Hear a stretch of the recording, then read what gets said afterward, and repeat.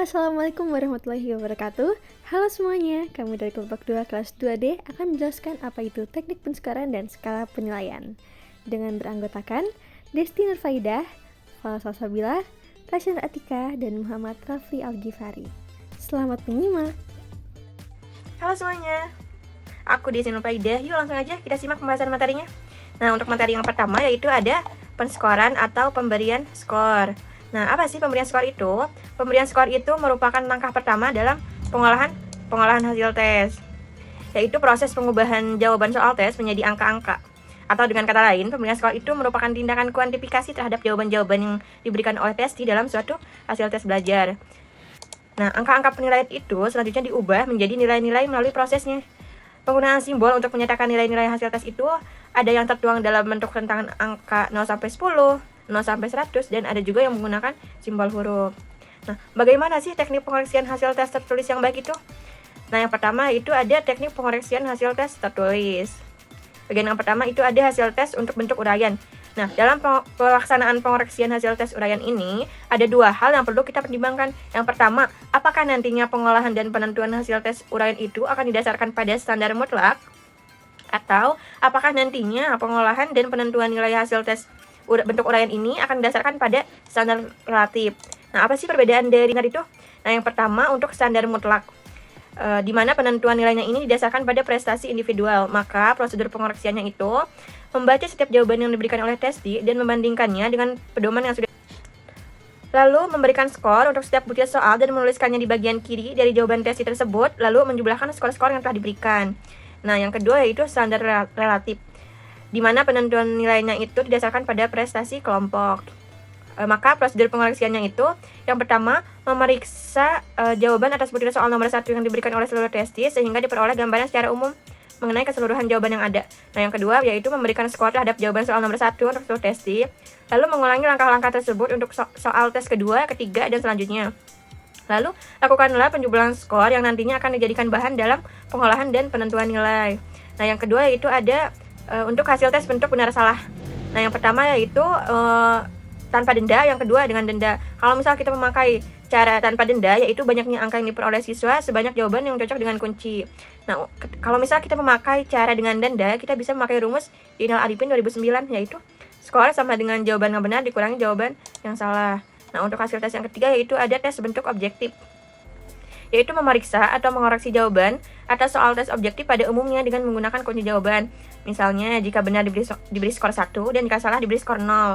Nah, yang keempat yaitu ada hasil tes bentuk jawaban singkat. Nah, dalam bentuk ini sebaiknya tiap soal diberi angka 2, tetapi apabila jawabannya bervariasi, misalnya ada lengkap sekali, lengkap dan kurang lengkap, maka angkanya juga dapat dibuat bervariasi juga gitu. Misalnya, lengkap sekali diberi skor 2, lengkap 1,5, dan kurang lengkap diberi skor 1. Nah, untuk hasil tes yang kelima yaitu menjodohkan, yang dimana tes bentuk menjodohkan ini adalah tes bentuk pilihan ganda yang lebih kompleks, maka angka yang diberikan sebagai imbalannya juga harus lebih banyak. Jadi sebagai ancar-ancar dapat ditentukan bahwa angka untuk tiap nomornya adalah 2.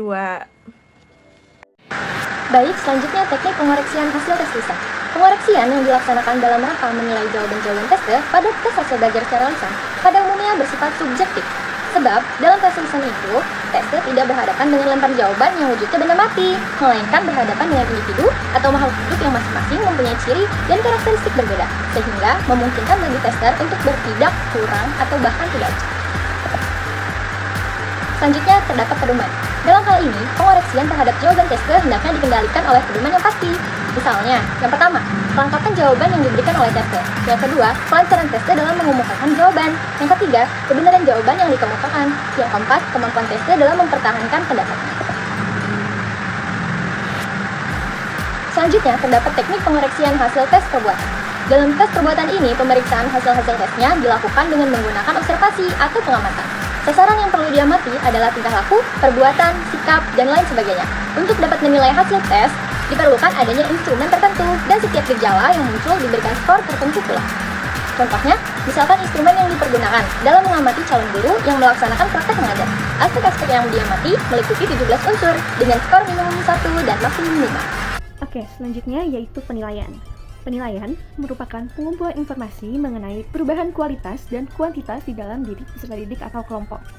Penilaian hasil belajar oleh pendidik dilakukan untuk memantau proses, kemajuan belajar, dan perbaikan hasil belajar peserta didik secara berkesinambungan.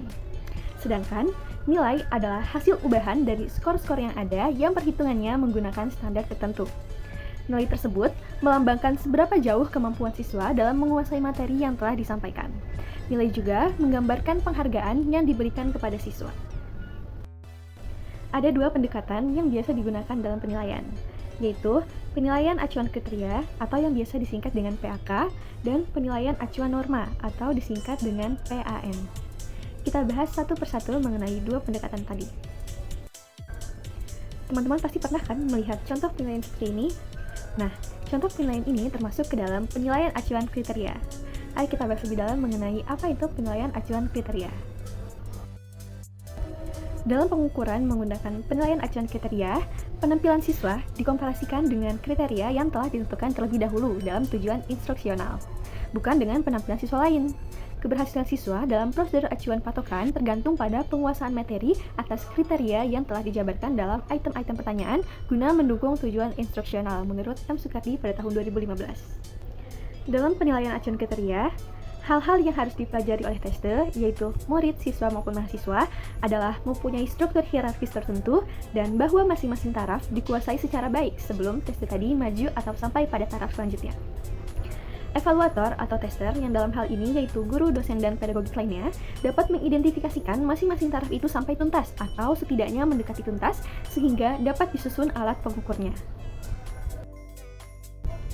Apabila dalam penentuan nilai hasil tes belajar itu digunakan acuan kriterium atau menggunakan PAP, penilaian acuan patokan, maka hal ini mengandung arti bahwa nilai yang digunakan akan diberikan kepada tester itu harus didasarkan pada standar mutlak atau standar absolut. Artinya, pemberian nilai pada tester itu dilaksanakan dengan jalan membandingkan antara skor mentah hasil tes yang dimiliki oleh masing-masing individu tester dengan skor maksimum ideal atau SMI yang mungkin dapat dicapai oleh tester, kalau saja seluruh soal tes dapat dijawab dengan benar. Selanjutnya, kita akan membahas mengenai apa itu penilaian acuan norma. Oke, di sini ada penilaian acuan norma atau yang disingkat PAN, penilaian acuan normatif. Merupakan pendekatan klasik karena tampilan pencapaian hasil belajar siswa pada suatu tes dibandingkan dengan penampilan siswa lain yang mengikuti tes yang sama. Pengukuran ini digunakan sebagai metode pengukuran menggunakan prinsip belajar kompetitif. Menurut prinsip pengukuran normatif, tes baku, pencapaian di administrasi, dan penampilan baku normatif dikalkulasi untuk kelompok-kelompok yang pengambil tes yang bervariasi. Skor yang dihasilkan siswa dalam tes yang sama dibandingkan dengan hasil populasi atau hasil keseluruhan yang telah dibakukan. Guru kelas kemudian mengikuti asas yang sama, mengukur pencapaian hasil belajar seorang siswa dengan tetap membandingkan terhadap siswa lain dalam tes yang sama. Seperti dalam evaluasi empiris, guru melakukan pengukuran, mengadministrasi tes, menghitung skor, meranking skor dari tes tertinggi sampai yang terendah, menentukan skor rata, menentukan simpangan baku dan variannya. Nilai PAN tidak mencerminkan tingkat kemampuan dan penguasaan siswa tentang materi pelajaran yang diteskan, tetapi hanya menunjukkan kedudukan siswa dalam peringkat kelompoknya. PAN menggunakan prinsip-prinsip yang berlaku pada kurva normal didasarkan pada nilai rata-rata simpangan baku yang hasil kelompoknya. Untuk penilaian acuan norma, yaitu asumsi. Tidak semua orang itu memiliki kesamaan kemampuan. Individu itu memiliki kemampuan yang beragam, biasanya digunakan pada tes seleksi karena sesuai dengan tujuannya, yaitu untuk membedakan kemampuan seseorang dalam kelompok tertentu. PAN digunakan untuk mengetahui hasil belajar seseorang pada materi yang cakupannya sangat luas. Di sini ada dua hal pokok yang harus ditetapkan, yaitu yang pertama, banyaknya siswa yang akan lulus. Yang kedua, penetapan batas lulus. Di sini juga ada dua tahap penentuan kelulusan. Yang pertama, cara sederhana dengan menentukan persentase yang diluluskan. Yang kedua, menggunakan kurva normal. Di sini ada PAN dengan cara sederhana. Ada 3 poin. Untuk yang poin pertama, menentukan persentase kelulusan atau jumlah peserta tes yang diluluskan. Yang kedua, membuat ranking terhadap nilai siswa. Yang ketiga, menentukan batas kelulusan. Di sini juga ada PAN dengan kurva normal. Teman-teman bisa dilihat pada PPT.